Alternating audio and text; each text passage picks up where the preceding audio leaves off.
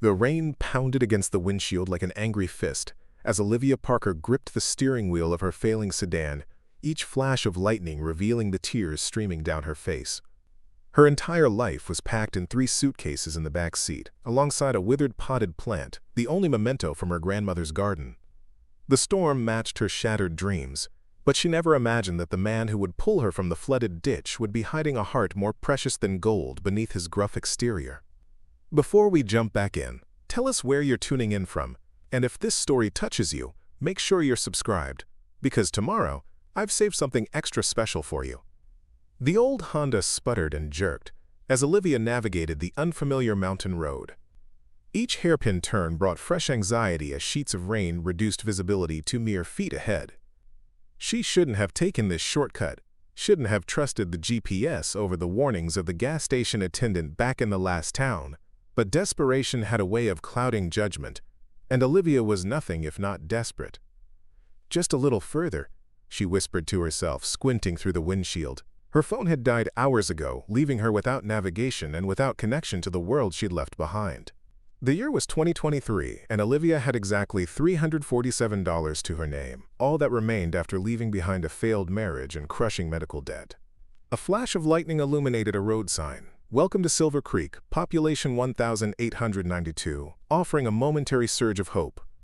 The small mountain town was her destination, though destination felt too purposeful a word for what was essentially an escape. She'd found a listing for a seasonal position at a small resort lodge, room and board included. It wasn't much, but it was a chance to disappear, to rebuild.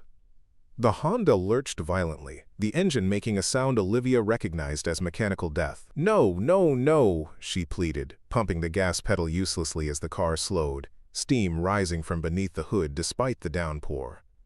With the last of its strength, she managed to guide the vehicle to what passed for a shoulder on the narrow mountain road. Olivia rested her forehead against the steering wheel, allowing herself exactly 30 seconds of despair. The 30 seconds stretched to a minute, then 2, as the reality of her situation sank in. Stranded in a storm, in an unfamiliar town, with no phone, no transportation, and barely enough money to last a month if she was careful. The sudden tap on her window nearly sent her heart through her chest. A flashlight beam illuminated the interior of her car, and beyond it, the silhouette of a man in a rain-drenched jacket, his face obscured by the brim of a weathered hat. Olivia hesitated, years of city caution warring with her immediate need for help. The man tapped again, then pointed toward the hood of her car where steam continued to rise. He made a rolling motion with his hand, indicating she should lower her window. With a deep breath, she cracked the window an inch. "Car trouble," the man said, his voice deep and matter-of-fact. "You can't stay here." Flash flood warnings in effect, and this road turns into a river when it rains like this. "I don't have much choice," Olivia replied, trying to keep the tremor from her voice. "It just died on me." The man studied her for a moment, his face still largely hidden. "I've got a truck. I can tow you into town, to Mason's garage, or at least get you somewhere safe until morning." Olivia weighed her options, which were admittedly few. Stay in a dead car on a flooding road, or trust a stranger in the middle of a storm. "How do I know I can trust you?" she asked, hating how vulnerable the question made her sound. The man stepped back and angled his flashlight to illuminate his own face. Hard lines and a strong jaw framed features that spoke of years spent outdoors. His eyes, a startling shade of blue, met hers with neither menace nor particular kindness, just steady assessment. "Name's Jackson Reed. I run the Silver Pine Lodge about 2 miles up the road. Town sheriff's my cousin, if that helps. But honestly, ma'am, this road's gonna be underwater in about 20 minutes, so your choices are running thin." The name of the lodge sparked recognition. Silver Pine? "I actually have a job interview there tomorrow. Or today, I guess, depending on the time." Something shifted in Jackson's expression. Surprise, perhaps, or wariness. "You're Parker?" "Olivia Parker." Now it was Olivia's turn to be startled. "Yes, that's me." "You're about 12 hours early," he said, a hint of what might have been amusement creeping into his voice. And I wasn't expecting you to arrive half-drowned. You're Mr. Reed? The owner? Olivia felt heat rising to her cheeks despite the chill in the car. Her potential employer, finding her stranded and desperate, wasn't exactly the first impression she'd hoped to make. Just Jackson. And yes, I own the place. He glanced at the rising water already beginning to swirl around the tires of her car. Look, Miss Parker, we can finish introduction somewhere dry. Grab what you need for the night. The rest we can get tomorrow if... He paused, looking at her submerged car, when the water recedes. The urgency in his voice finally penetrated Olivia's hesitation. She grabbed her purse, one suitcase with essential clothes, and, after a moment's consideration, the potted plant from the back seat. Jackson's eyebrow raised slightly at the wilting greenery, but he said nothing, as he helped her transfer her belongings to a mud-splattered pickup truck parked a few yards behind her car. The inside of the truck was surprisingly clean, if worn. Olivia clutched her seatbelt as Jackson navigated the treacherous road with the confidence of someone who had driven it 1,000 times in all conditions. The wipers fought a losing battle against the deluge, but Jackson seemed to know every curve and dip by memory. Preparing and narrating this story took us a lot of time, so if you are enjoying it, subscribe to our channel. It means a lot to us. Now back to the story. Thank you, Olivia said finally, breaking the silence that had stretched between them. I don't know what I would have done if you hadn't come along. Jackson kept his eyes on the road. Most folks around here would have stopped. We look out for each other in Silver Creek. His tone suggested this was simply how things were done, nothing extraordinary about it. They turned onto a narrow drive, partially hidden by pine trees, the truck's headlights revealing glimpses of a substantial building ahead. The Silver Pine Lodge emerged from the darkness, a 2-story structure of timber and stone that managed to look both rustic and imposing against the storm-dark sky. It's beautiful, Olivia murmured, taking in the wide covered porch and large windows now illuminated from within. It does the job, Jackson replied, though something in his voice suggested the lodge meant more to him than he was willing to admit. He pulled the truck around to a covered area near a side entrance and cut the engine. Kitchen entrance. Main doors are locked this time of night. Olivia followed him through the rain to a solid wooden door. Inside, the kitchen was warm and surprisingly modern given the lodge's exterior commercial-grade appliances gleaming under soft lights left on over the large center island. Wait here, Jackson said, disappearing through a swinging door. Olivia stood dripping on the tile floor, clutching her wilting plant, feeling every bit as bedraggled as the sad leaves drooping over the pot's edge. Jackson returned moments later with a stack of towels. Dry off as best you can. I'll show you to a room. I can't pay for a room tonight, Olivia admitted, the words catching in her throat. The job was supposed to include housing, but since I don't have the position yet... Jackson's expression remained unreadable. You've got an interview tomorrow. Consider tonight part of the Silver Pine's famous hospitality. There was a hint of dry humor in his tone that eased some of Olivia's embarrassment. Thank you. Again. I seem to be saying that a lot tonight. Just doing what needs doing, he replied. That same matter-of-factness that suggested nothing about this situation was extraordinary to him. After toweling her hair and removing her soaked jacket, Olivia followed Jackson through the lodge. Even at night, with most lights dimmed, she could see the care that had gone into the place. Polished wooden floors gleamed beneath area rugs in muted earth tones.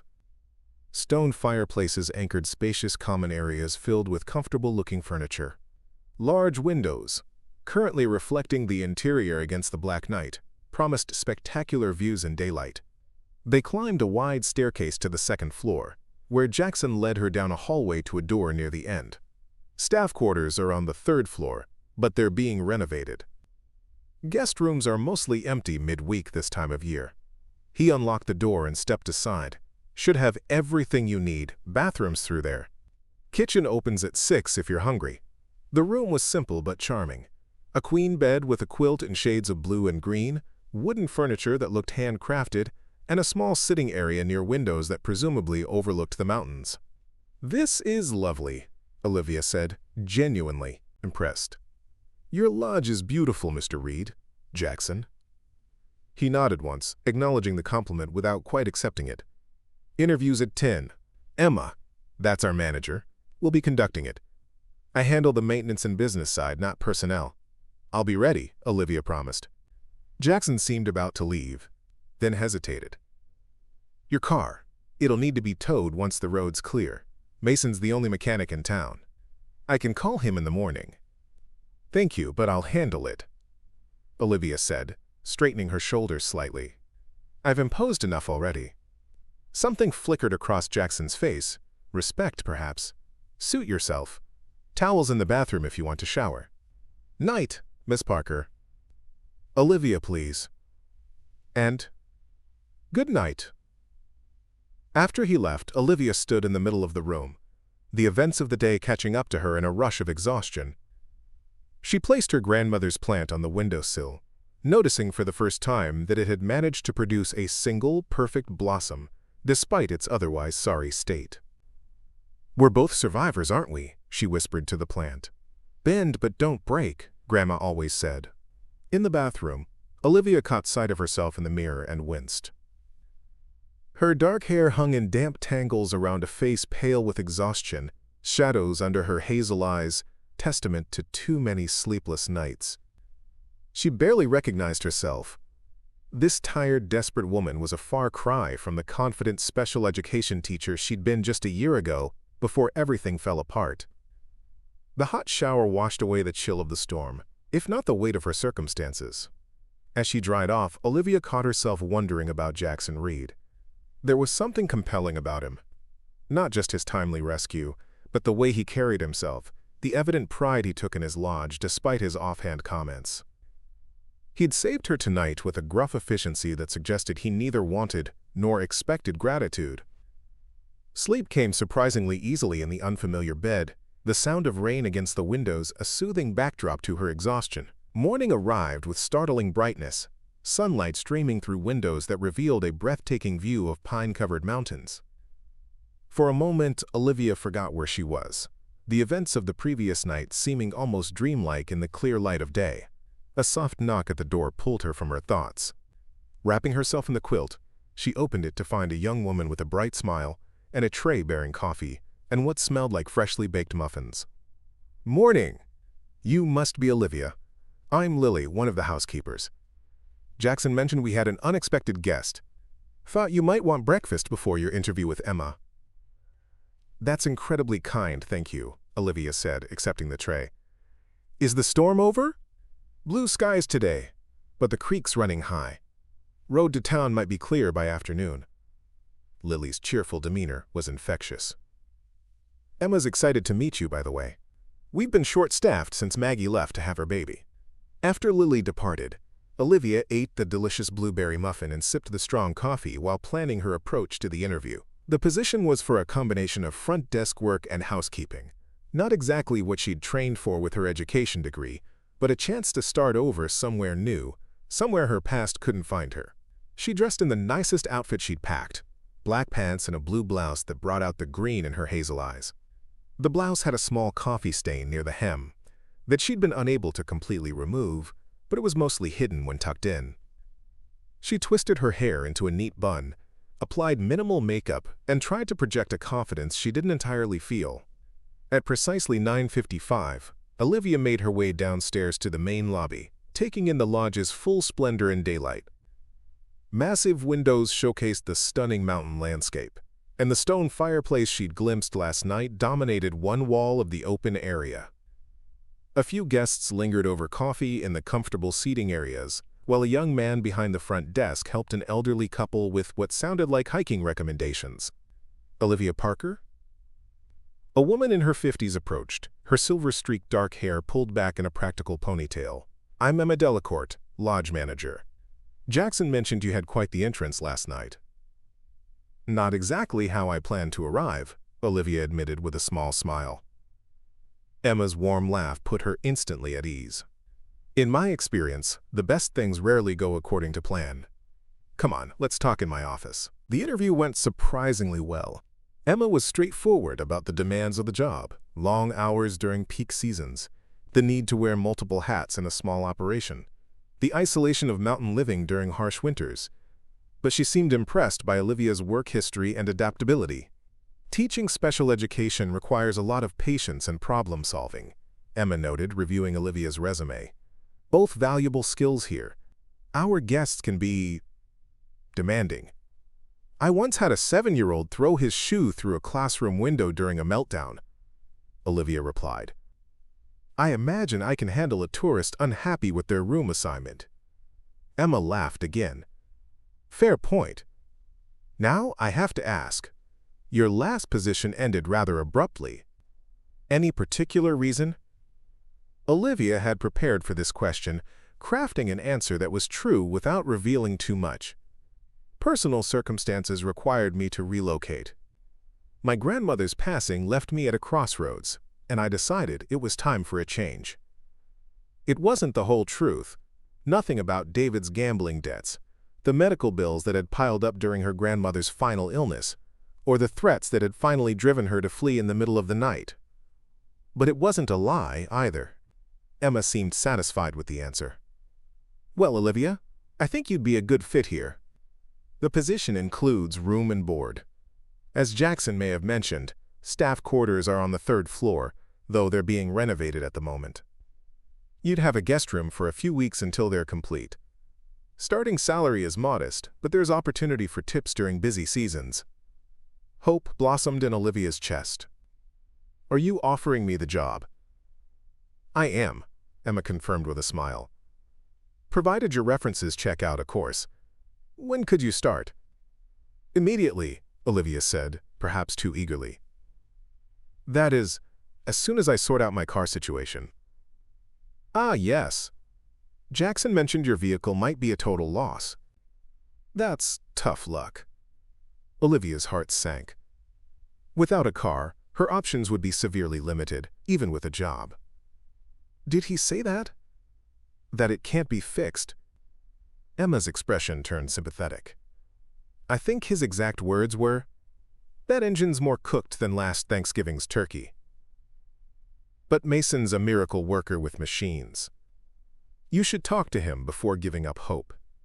After completing paperwork and receiving a brief orientation to the lodge's layout, Olivia found herself with a few hours to spare before she could reasonably expect the road to town to be clear enough to check on her car. Emma suggested she explore the grounds, assuring her that her remaining belongings in the stranded vehicle would be safe. The Silver Pine Lodge was even more impressive in daylight. Set on several acres backing up to national forest land, the main building was complemented by a handful of private cabins scattered among the trees. A swimming pool, currently covered for the approaching fall season, sat adjacent to a stone patio with fire pits and comfortable seating. Hiking trails led off in several directions, marked by hand-carved wooden signs. Olivia followed a path that promised a creek view, her mind racing with the sudden turn her fortunes had taken. A job, housing, a fresh start, all appearing just when she needed them most, like some cosmic response to her desperation. The path opened to a small clearing where a man was splitting firewood with methodical precision. Jackson Reed's flannel shirt sleeves were rolled up, revealing muscular forearms as he brought the axe down in a clean arc, the wood splitting with a satisfying crack.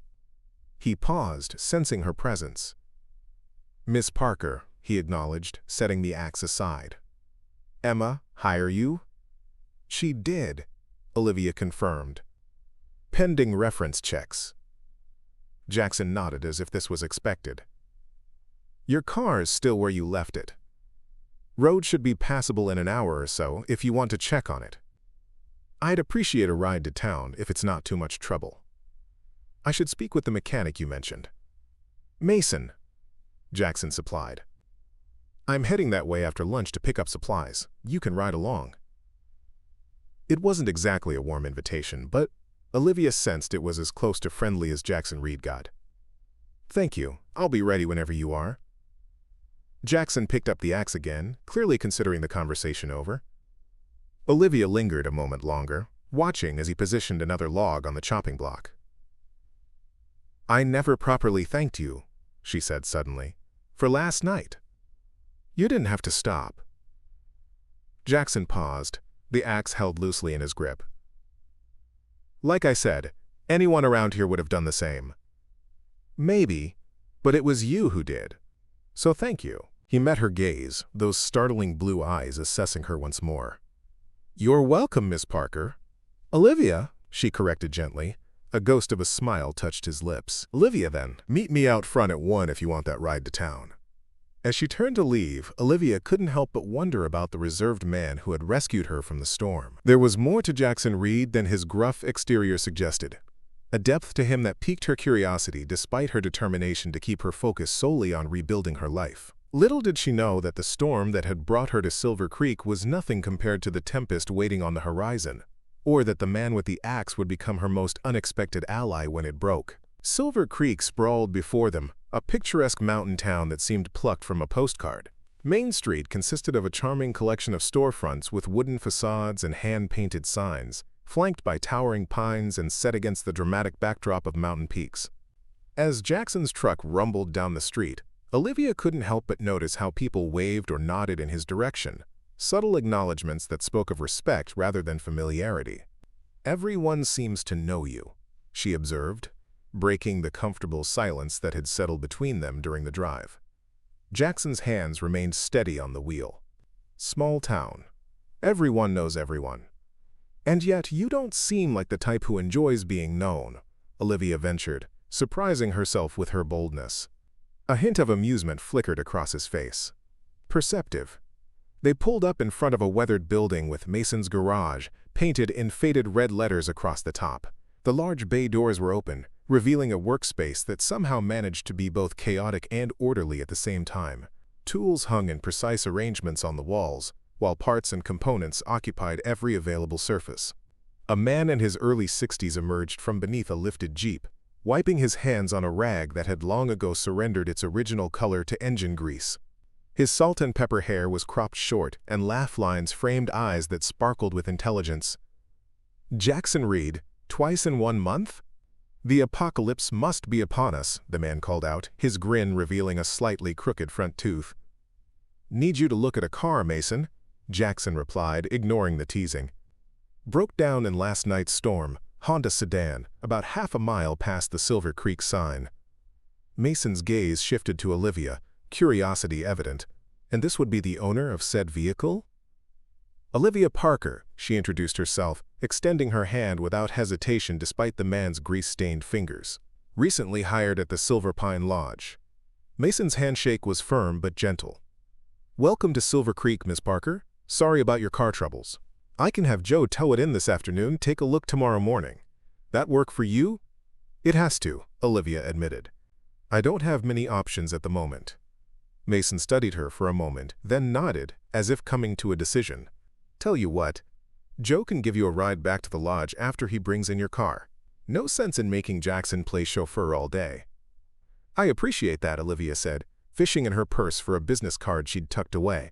"Here's my cell number, though I should mention the battery's dead at the moment." "Lodge line works fine," Mason assured her. "We're not completely in the Stone Age up here, despite appearances." Jackson, who had been silently observing the exchange, cleared his throat. "I need to pick up supplies at the hardware store in the market. You need anything while we're in town, Olivia?"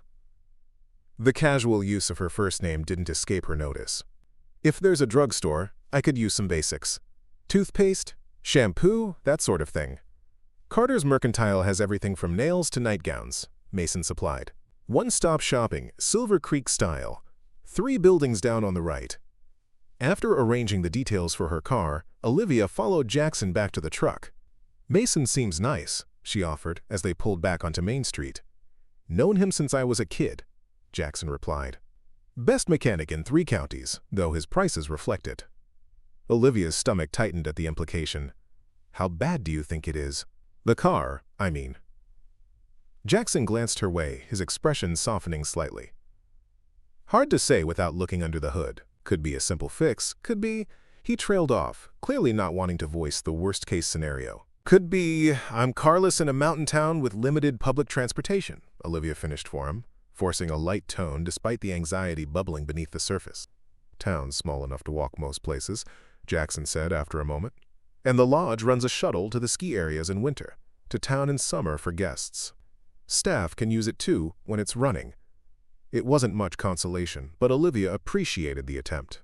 I'll figure something out. I always do. Carter's Mercantile proved to be exactly as Mason had described, a sprawling emporium of seemingly everything a small mountain community might need. While Jackson headed to the hardware section, Olivia gathered toiletries and a few other necessities, including a charger for her phone. The elderly woman at the register rang up her purchases with methodical precision. "You're new," the woman stated, her tone making it clear this was unusual enough to note. "Passing through or staying a while?" "Staying, I hope," Olivia replied. "I just started at the Silver Pine Lodge."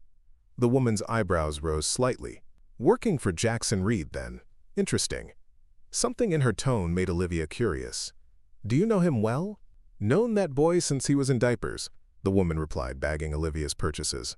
"His grandfather built that lodge with his own two hands back in the 50s.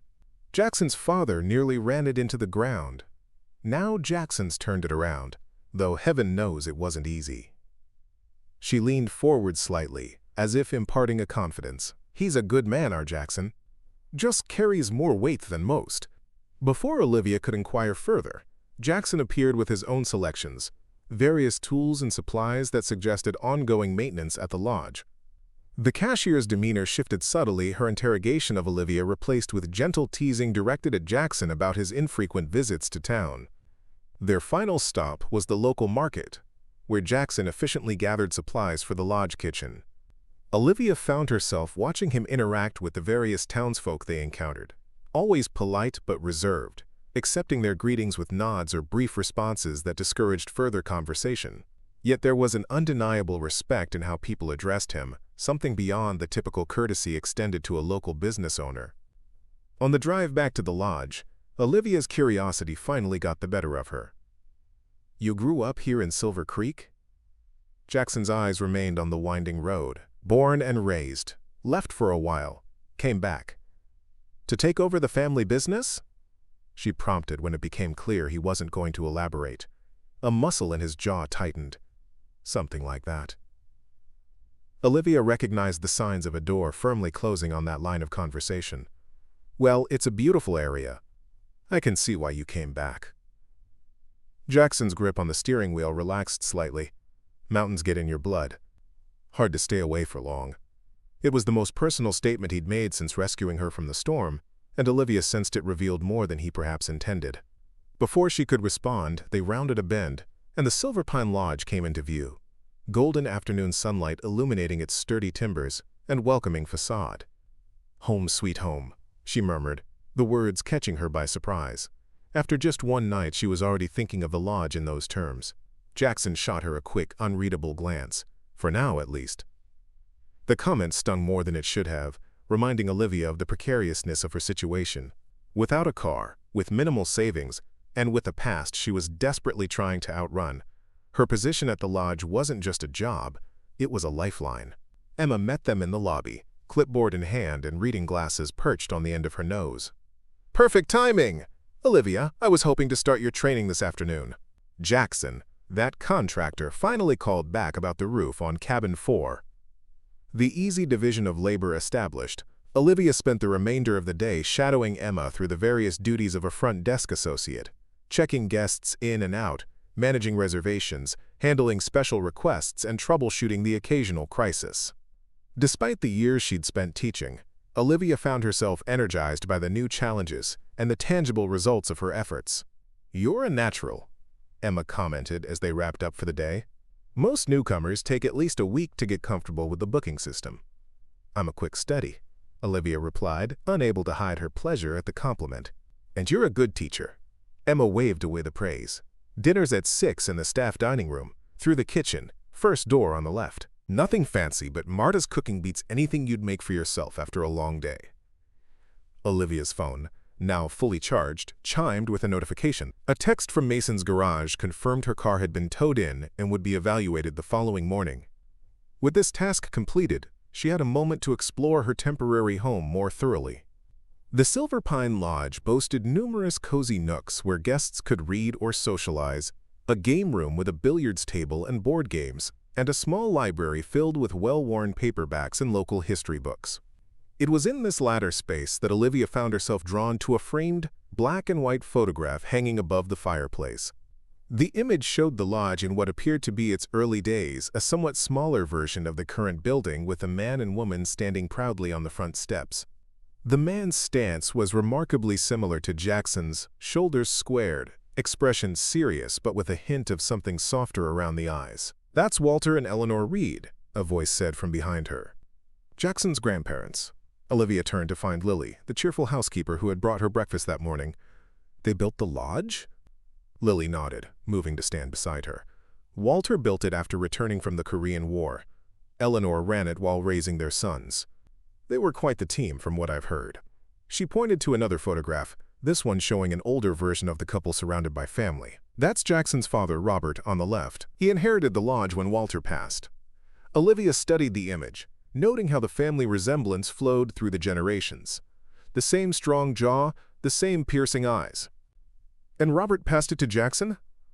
A shadow crossed Lily's expression. "Not exactly. Robert, well, he had problems. Gambling mainly. Nearly lost the lodge. Jackson bought it back after serving in Afghanistan. Took every penny he had, plus loans. He's been rebuilding it and its reputation ever since. The information filled in some of the blanks about Jackson's reserved nature and the respect he commanded in town. That couldn't have been easy." "It wasn't," Lily confirmed. "The place was a mess, physically and financially. Most people thought he was crazy to take it on, but Jackson's nothing if not determined." The dinner bell interrupted their conversation, and Olivia followed Lily to the staff dining room, her mind still processing this new information about her enigmatic rescuer. The dining space was casual but comfortable, with a large wooden table that could easily seat 12. Currently, it held Emma, an older woman Olivia assumed was Marta the cook, a maintenance man introduced as Charlie, and Lily. Jackson was notably absent. "He usually eats in his office or his cabin," Emma explained when she noticed Olivia glancing at the empty chair at the head of the table. "Not much for socializing, our boss." The meal was simple but delicious, a hearty beef stew with fresh-baked bread and a garden salad. Conversation flowed easily among the small staff, with questions directed at Olivia about her background kept general enough that she could answer honestly without revealing too much. After dinner, Olivia found herself drawn to the wide back porch of the lodge, where Adirondack chairs faced the spectacular mountain view. The sunset painted the sky in shades of orange and pink, the lengthening shadows of pine trees stretching across the manicured grounds. She settled into a chair, wrapping a borrowed lodge blanket around her shoulders against the evening chill. The sound of footsteps on the wooden porch announced she wasn't alone. Jackson appeared at the railing, a mug of what smelled like coffee in his hand. He seemed unsurprised to find her there. "Mind some company?" he asked, gesturing to the adjacent chair. "Not at all," Olivia replied, secretly pleased at the unexpected overture. Jackson sat, his gaze fixed on the mountains as darkness gradually claimed them. The silence between them was comfortable, neither feeling the need to fill it with small talk. "Mason called," he said finally. "Wanted me to let you know he's taken a look at your car." Olivia's heart quickened. "And?" "Head gaskets blown. In a 10-year-old Honda with high mileage." He left the implication hanging. "Not worth fixing," Olivia finished, her stomach sinking. "How much would it cost?" "More than the car's worth," Jackson confirmed. "Mason said he'd give you $500 for parts if you decide to let it go." $500. Not enough for another reliable vehicle, not even close, but it would be something at least. Olivia exhaled slowly, trying to process this latest setback. "I don't need to decide tonight, do I?" "No rush. Your room's secure as long as you're working here." Olivia nodded, grateful for the reassurance even as her mind raced through limited options. "I don't suppose there's much public transportation around here." "Bus comes through twice a week. Connects to the larger lines in Westridge about 30 miles east. Some of the staff carpool from town." Jackson took a sip of his coffee. There's another option, though I'm not sure you'll like it. At this point, I'm open to suggestions. Old Jeep in the maintenance shed. Lodge vehicle, technically, but it's been sitting since we got the newer shuttle van. Needs some work, but it runs. You're welcome to use it while you're here. The offer took Olivia by surprise. That's incredibly generous. Jackson shrugged. It's just sitting there. Might as well be useful. Still, thank you. That would help tremendously, at least until I can figure out something more permanent. He nodded once, acknowledgement without requiring further gratitude. They lapsed into silence again, watching as stars began to appear in the darkening sky, more numerous and brilliant than Olivia had ever seen in the city. It's beautiful here, she said softly. Peaceful. That's why most people come, Jackson agreed. To escape, to reset. He glanced at her, his expression thoughtful. Some running to, some running from. The observation hit uncomfortably close to home. Which were you? Olivia asked, deflecting. Jackson's lips quirked in what might have been the ghost of a smile. Both, maybe. He stood, clearly ready to end the conversation before it ventured further into personal territory. Training continues tomorrow? Bright and early, Olivia confirmed. Emma wants me to shadow the housekeeping staff in the morning, then back to front desk procedures in the afternoon. Good. Charlie will show you the Jeep when you have time. Keys are in the office. With that, he was gone, leaving Olivia with the impression that their brief conversation had revealed more than either had intended. Jackson Reed was a man who understood what it meant to rebuild from ruins, to carry burdens silently, to protect what mattered. In that, perhaps, they weren't so different after all. The following days settled into a rhythm as Olivia learned the various aspects of her position at the lodge. She shadowed Lily through the housekeeping routines, memorized check-in procedures with Emma, and even spent an afternoon with Marta in the kitchen, learning how meals were prepared for both guests and staff.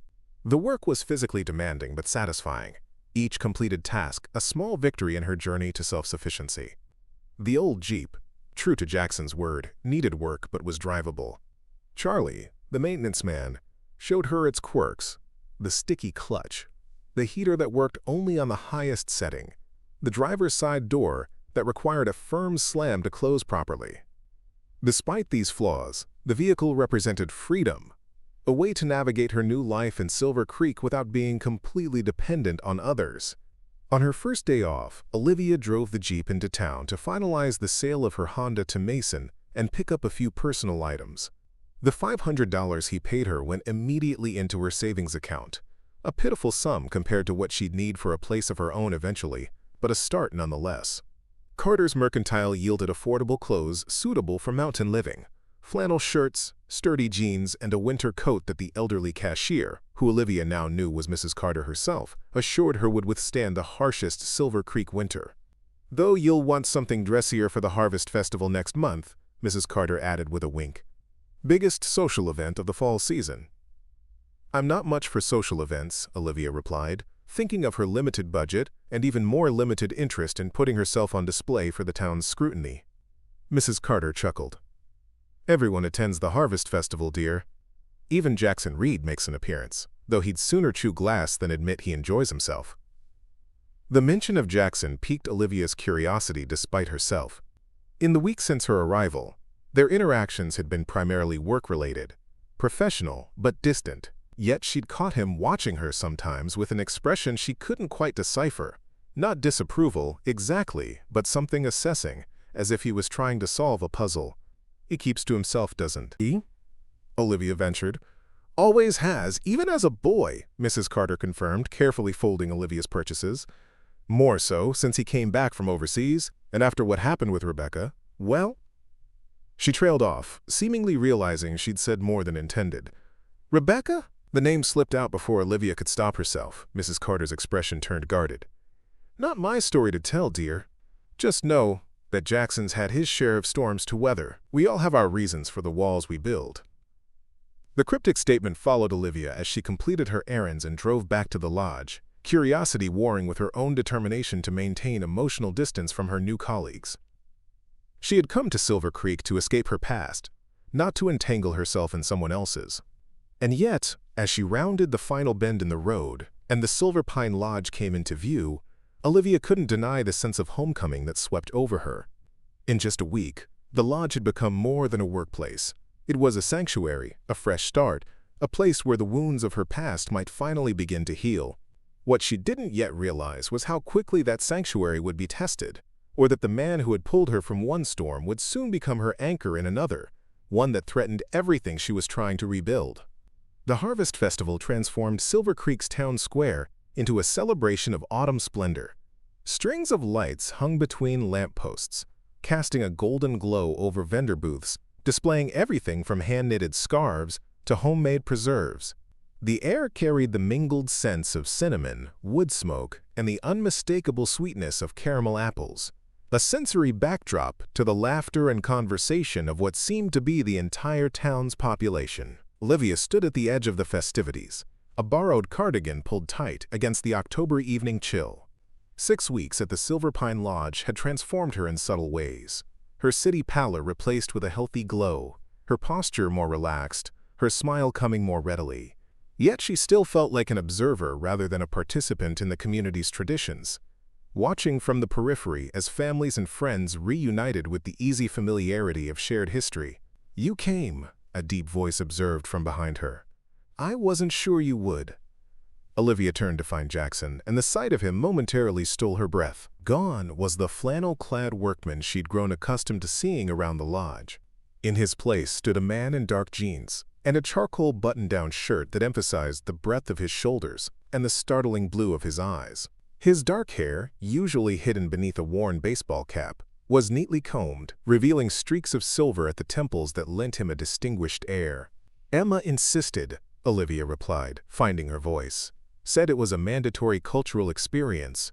A hint of amusement touched Jackson's lips. "Emma has strong opinions about town traditions." "So I've learned." Olivia gestured toward the festival. "It's lovely, though. Reminds me of the fall carnivals my grandmother used to take me to when I was little." Something softened in Jackson's expression at the mention of her grandmother. During their limited conversations over the past weeks, Olivia had shared small fragments of her past. Her grandmother's garden, the teaching career she'd loved, the small joys of her former life. Never the darker parts, never the reasons she'd fled, but enough that Jackson had begun to see her as more than just a stranded traveler or a convenient employee. "Have you tried the apple cider yet?" he asked, nodding toward a booth where a line had formed. "Hargrove Orchard's been making it the same way for 4 generations. Worth the wait." "Is that a recommendation from the elusive Jackson Reed?" Olivia teased gently. "The man who, according to town legend, attends social functions under protest?" "Don't believe everything Emma tells you," he replied, but there was no edge to his words. "Come on, my treat."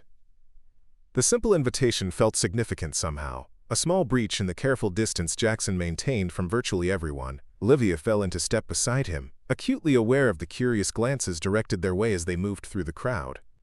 Jackson acknowledged greetings with nods or brief words, his usual reserve firmly in place despite the festive atmosphere. The cider, served in paper, cups branded with the Hargrove Orchard logo, was indeed exceptional, sweet with a spicy undertone that warmed Olivia from the inside out. They wandered through the festival, stopping occasionally to admire crafts or sample food. Jackson seemed content to follow Olivia's lead, offering quiet observations about the town or the people they passed. "The wood carver's grandson," he explained, as they admired intricate animal figurines at one booth. "3rd generation. The bears are his specialty." Or, at a display of hand-woven blankets, "Mrs. Tanner raises the sheep herself, uses natural dyes from plants she grows." Each comment revealed a deep connection to the community that belied Jackson's apparent aloofness. He knew these people, valued their crafts and traditions, even if he kept himself somewhat apart from their social circles. As they passed the town's small historical society display, Olivia paused to examine photographs documenting Silver Creek's evolution, from mining outpost to tourism destination. Among them was a familiar image, The Silver Pine Lodge in its early days, with Walter and Eleanor Reed standing proudly before it. "Your grandparents built something special," Olivia said softly.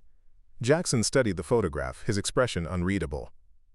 "They did, against all odds, with barely more than determination and hard work." "Like someone else I know," she ventured, glancing up at him. He met her gaze, something vulnerable, flickering briefly in his eyes before his walls reasserted themselves. The lodge was worth saving. Before Olivia could respond, a commotion near the festival entrance drew their attention. A man in an expensive-looking leather jacket was arguing with one of the town deputies, his voice carrying above the ambient noise of the celebration. "I'm telling you, I know she's here. Olivia Parker, dark hair, about 5'6", drives a Honda Civic. Or used to." Ice flooded Olivia's veins, her cup of cider nearly slipping from suddenly numb fingers. Jackson steadied her with a hand at her elbow, his eyes narrowing as he took in her reaction. "You know him," he said, not a question but a statement.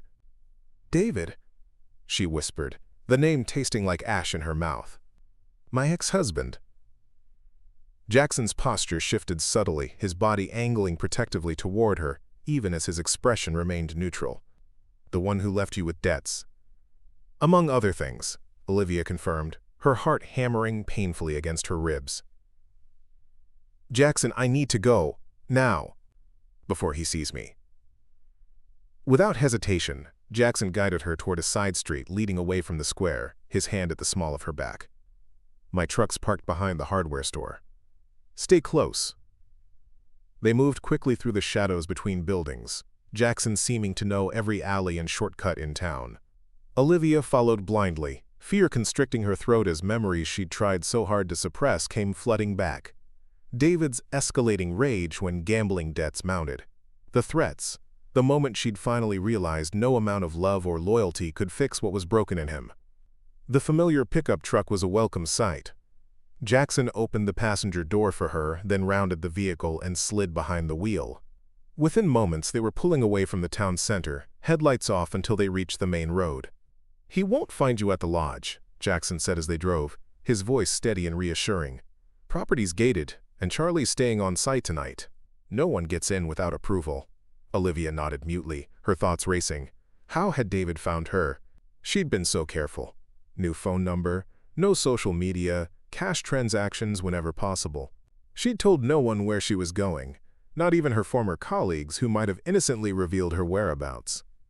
"Talk to me, Olivia," Jackson prompted gently. "What's going on? Who is this guy really? And why are you running from him?"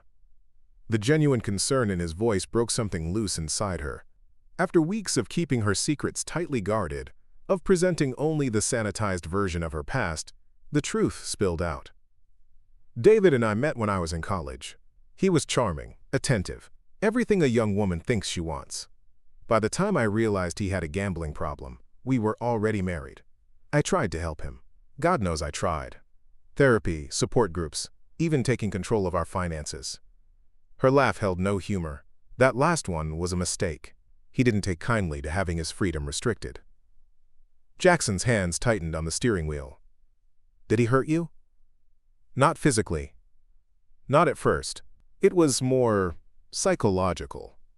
Isolation from friends, controlling behavior, constant criticism. Then my grandmother got sick, cancer, and I was distracted, focused on helping her. David emptied our savings, took out loans in my name." Olivia stared out the window at the darkened forest passing by. "After she died, there was nothing left to hold me there. I filed for divorce, tried to build a new life. But the debts followed me, and so did David. He couldn't accept that I'd left." "The night of the storm," Jackson said. "You weren't just traveling to a new job, you were fleeing." "Yes," Olivia admitted. "He'd found where I was living, was making threats again.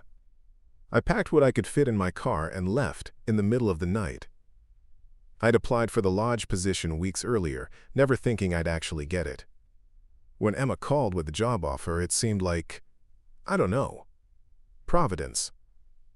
Or just damn good luck," Jackson offered, the corner of his mouth lifting slightly. "For both of us." The simple statement warmed something in Olivia's chest, despite her fear.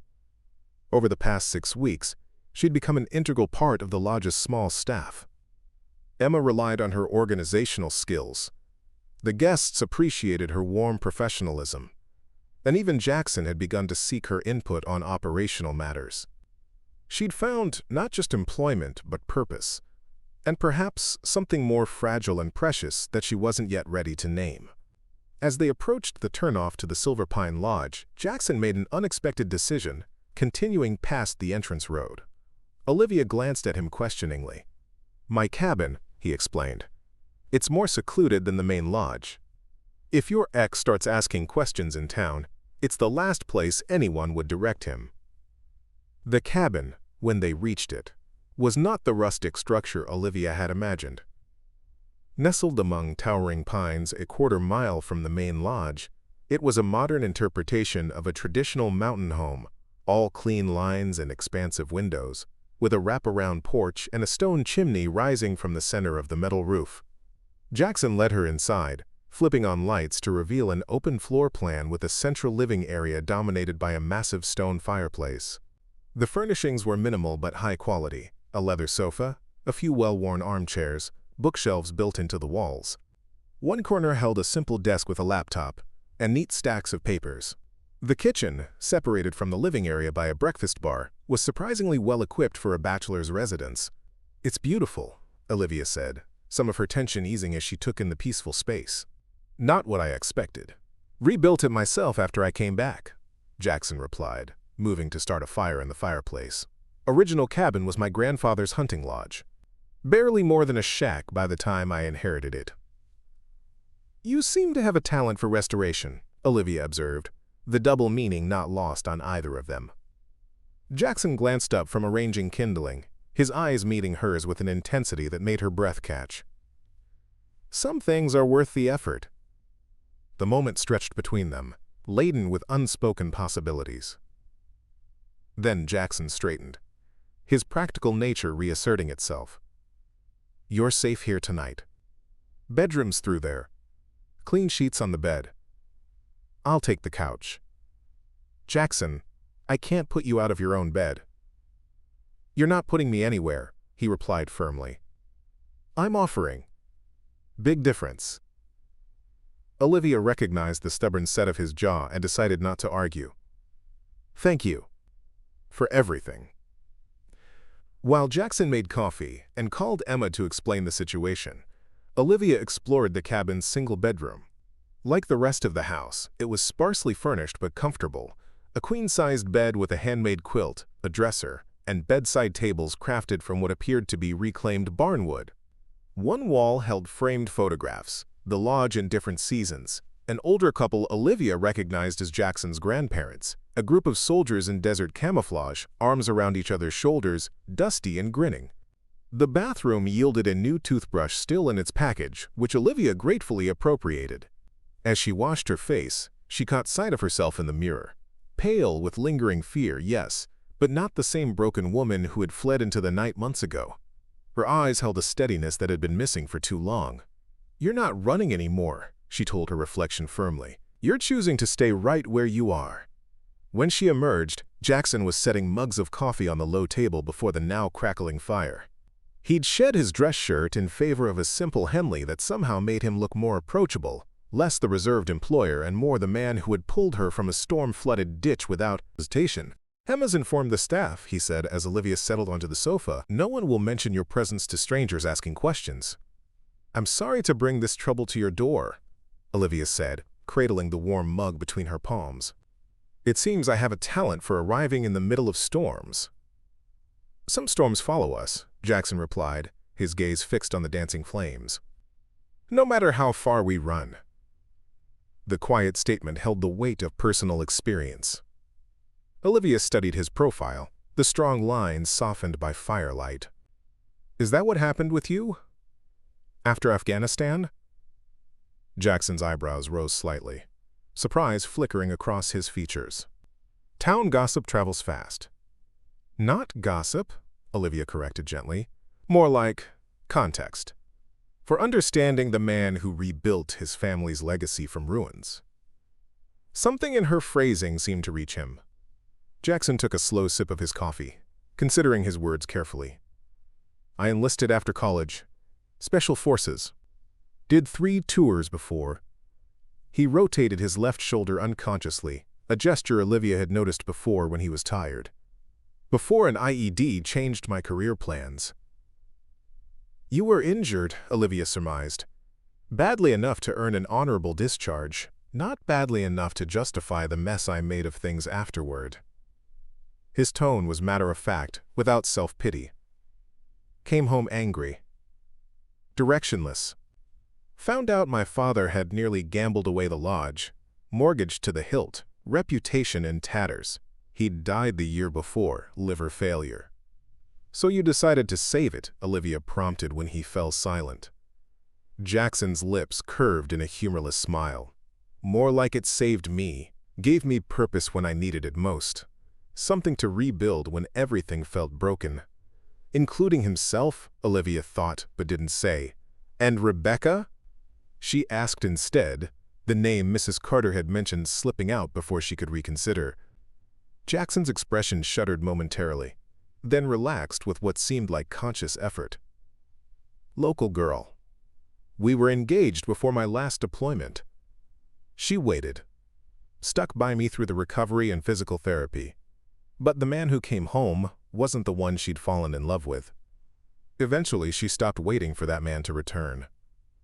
I'm sorry, Olivia said softly, understanding all too well how relationships could fracture under the weight of unexpected challenges. Don't be, Jackson replied with surprising gentleness. Rebecca deserved better than what I could give her then. We've both moved on. She's married now, has twins. Still lives in Westridge. The lack of bitterness in his tone spoke volumes about his character. Despite his gruff exterior, Jackson Reed was a man who held no grudges, who understood that healing sometimes required letting go. And you? Olivia ventured. Have you moved on too? The question hung between them, weighted with implications neither was quite ready to address. Jackson met her gaze, something vulnerable and honest in his eyes that made her heart trip over itself. I'm working on it, he said finally, his voice low. Some days are better than others. Before Olivia could respond, headlights swept across the front windows, a vehicle approaching the cabin. Jackson was on his feet instantly, moving to peer through the curtains with the alertness of a man accustomed to assessing threats. It's Emma, he reported, shoulders relaxing. And Charlie. Moments later, a knock sounded at the door. Jackson admitted Emma and the maintenance man, both looking grim. Your ex is making the rounds of the hotels in town, Emma announced without preamble. Showing your picture, offering cash for information. Says you stole money from him, that he's just trying to recover what's rightfully his. Olivia's stomach clenched. That's a lie. Everything I took was mine, and barely enough to cover the debts he left in my name. No one's believing him, Charlie added, his weathered face creased with concern.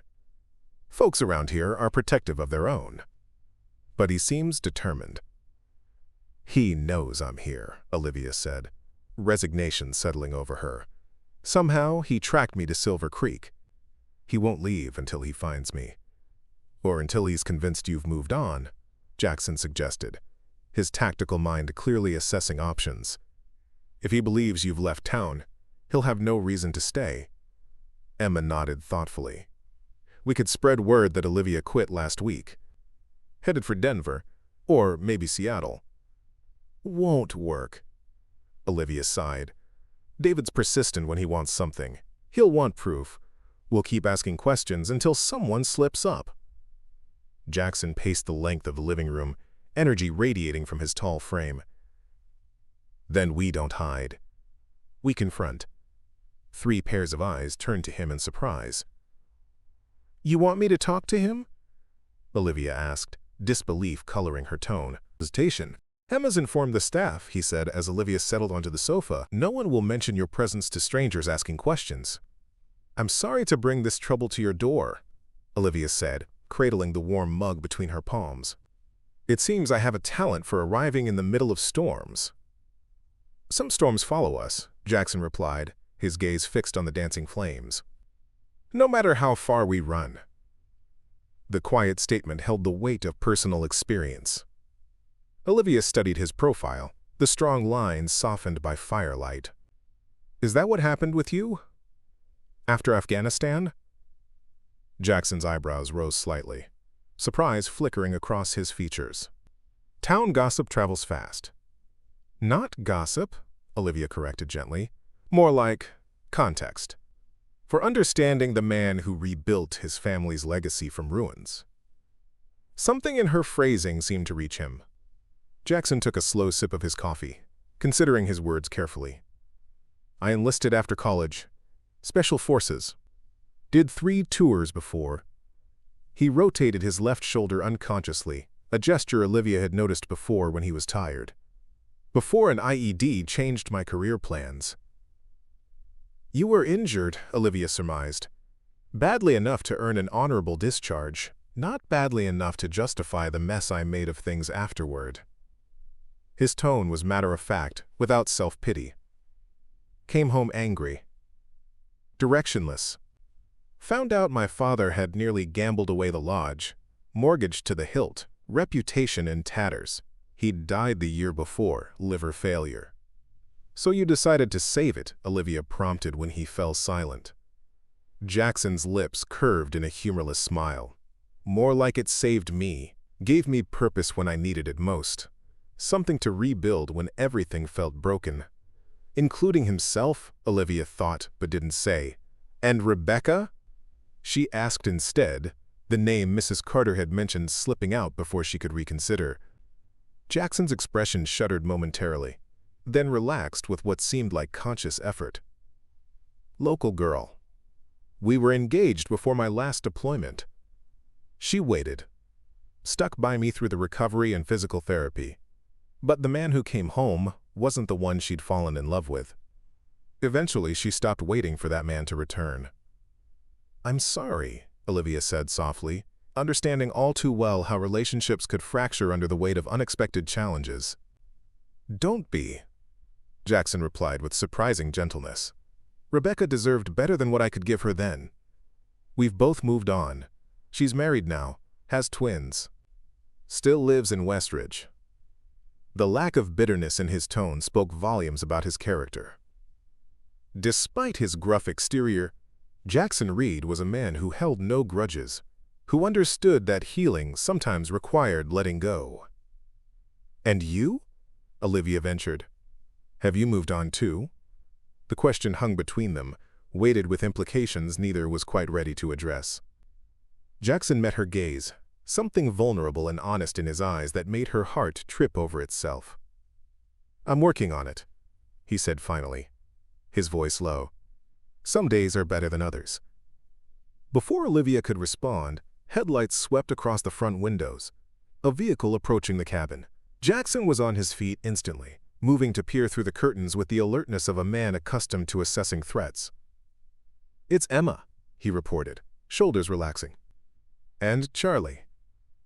Moments later, a knock sounded at the door. Jackson admitted Emma and the maintenance man, both looking grim.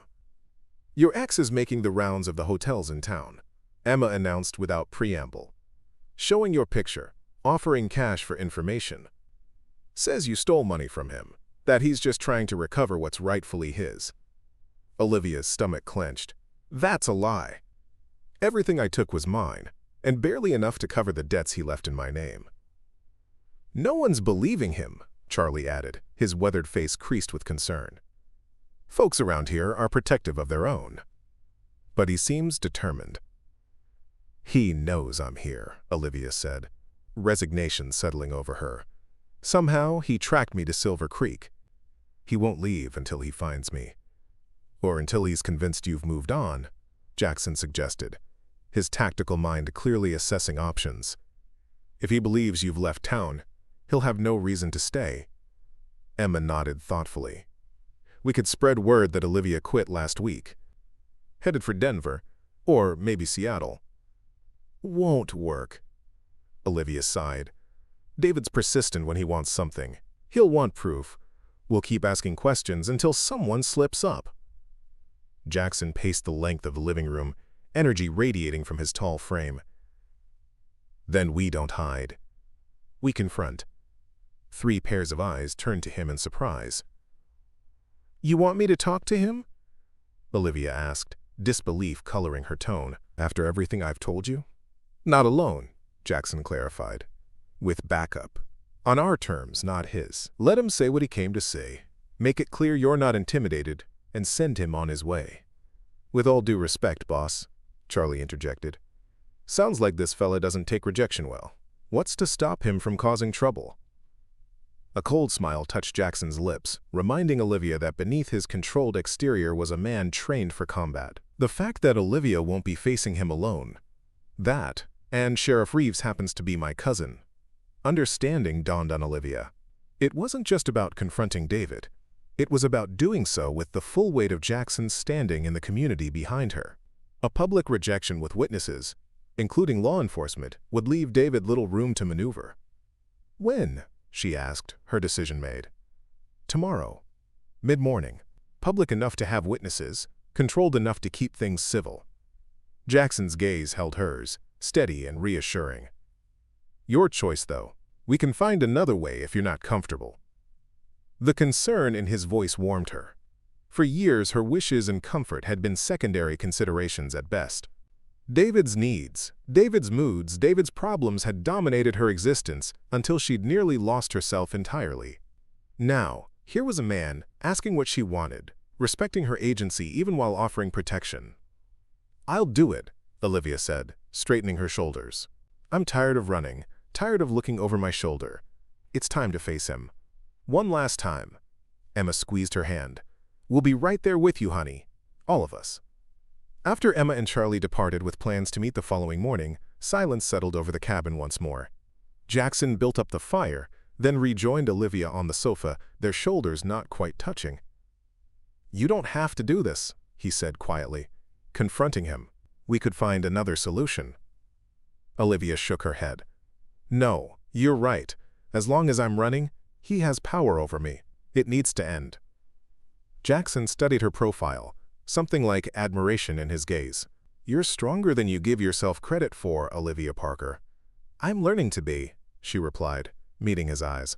"Having people who believe in you helps."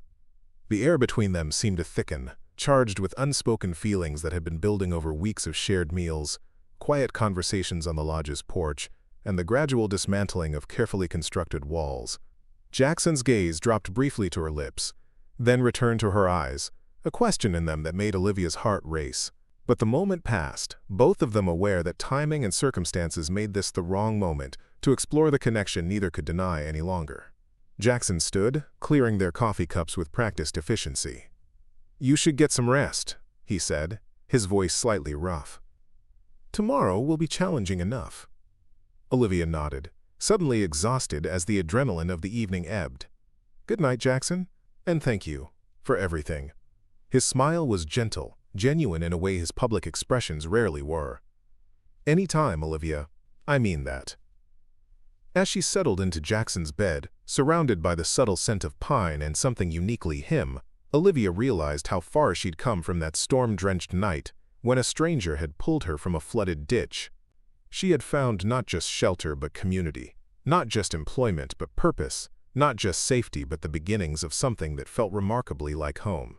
Tomorrow would bring a confrontation she had avoided for too long, but for the first time in years, Olivia would face her past not as a victim, but as a woman who had rebuilt herself from the ground up, a woman with the strength to stand her ground and people who would stand beside her when she did. Up next, you've got 2 more standout stories right on your screen. If this one hit the mark, you won't want to pass these up. Just click and check them out. And don't forget to subscribe and turn on the notification bell so you don't miss any upload from us.